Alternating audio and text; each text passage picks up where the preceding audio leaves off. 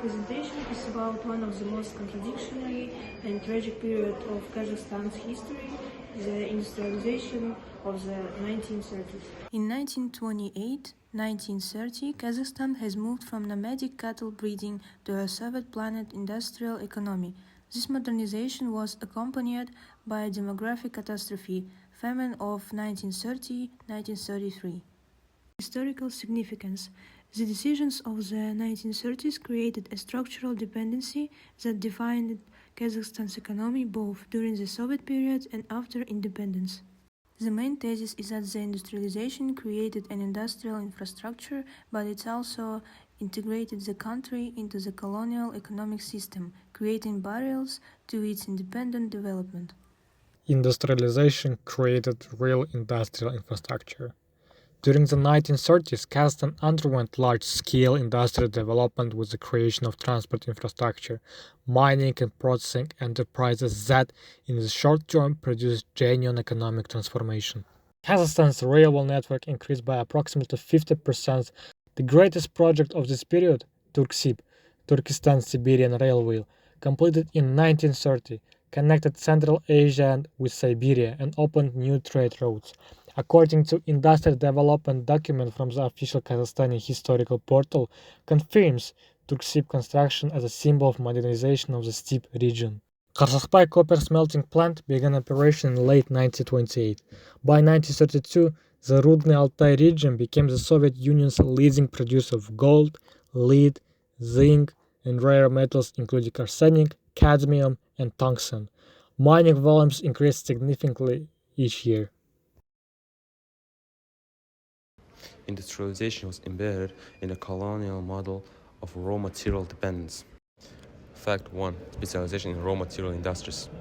Analysis of industrial structure shows each year management of more or less large enterprises of Kazakhstan, particularly extractive industries, whose production was exported to industrially developed regions of the USSR, increased. Fact 2. System of inter-republic independence. Research on Kazakhstan's transition period shows the economy was characterized by a high degree of economic specialization in raw material extraction, heavy industry, and agriculture. Fact 3. Export of raw materials without processing. Kazakhstan was a supplier of raw materials and specific components of industrial products. Raw materials from Kazakhstan were used as part of finished goods somewhere in Russia or Ukraine. Importantly, processing and value-added production occurred in other republics. Fact for structuring of monocities.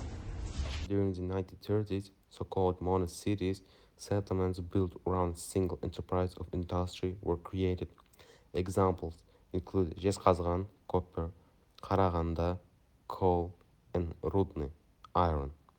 These cities were not designed for local economic development, but exclusively to supply raw materials to Soviet industrial centers.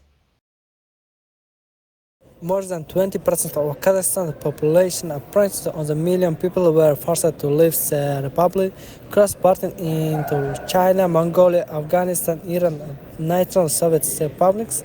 Only because this expansion was the demographic situation not even more catastrophic. Industrialization of the 1930s cannot be widely supported the colonization tragedy. Famine and the problems that defined conservative of policies that supported everything, including human lives in the traditional Kazakh society. The goals of Soviet industries that meant not development of Kazakh economic interests of Kazakhstan people, but violent interference in interests of the Union. The analysis of Kazakhstan's industrialization in the 1930s should be considered from the two sides.